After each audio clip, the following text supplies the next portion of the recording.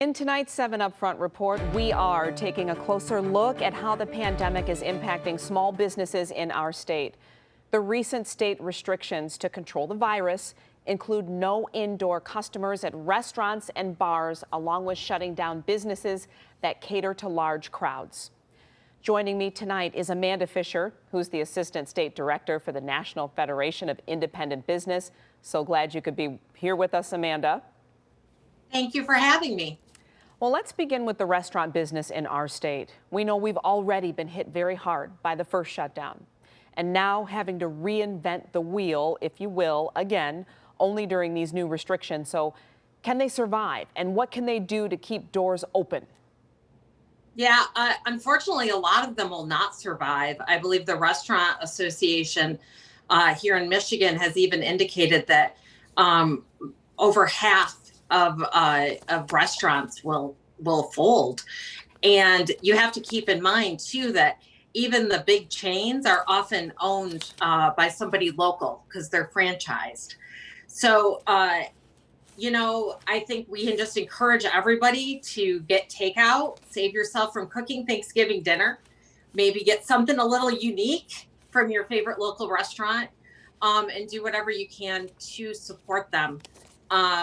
We understand the need to control the virus, but to be honest, according to MIOSHA statistics, only 4.3% of any outbreaks are coming from restaurants.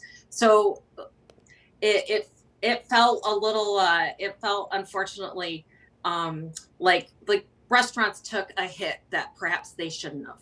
Mm. Do you think there will be a greater effort to have more outdoor winter dining, if possible, for some of these establishments? I think if possible, but as we know in Michigan, it's really, really tough. And even with outdoor, like if you put up a tent, like a protective tent on the sides, that's actually considered indoors, according to if at least it was under the governor's executive orders, and I'm assuming MIOSHA would treat it the same way. So open air, unless maybe in the UP they could really make it happen. But Yeah. but I think it's going to be a tough ask. So I think what everybody, and you're gonna put a lot of servers out of work. They're gonna have to go on unemployment, and that costs all employers because the unemployment system is paid for exclusively by employers. So it's a horrible situation, and let's face it, there are no easy answers to any of this. We're just disappointed that we had to go to start shutting down businesses completely instead of trying to work to find a good in the middle. Well, it is tough right now. And I mean, even casinos, too, taking another round of hits. I mean, is it only a matter of time before we see all our activities, gone for good? We hate to say it that way, but you were just saying we could face that. Yeah, I think that's a fear. And I think that's part of the issue when you say, how is this affecting all of small business? Obviously, restaurants are bearing the brunt, like arcades. There are a lot of small arcades that have had to go, shut down again. But I think the uncertainty is really tough on all small business owners right now, because nobody knows what's going to be announced. Nobody, we don't get a heads up normally, and it's hard to live with that fear of like, are we going to be shut down in a couple of weeks? What's going to happen? What are the new restrictions?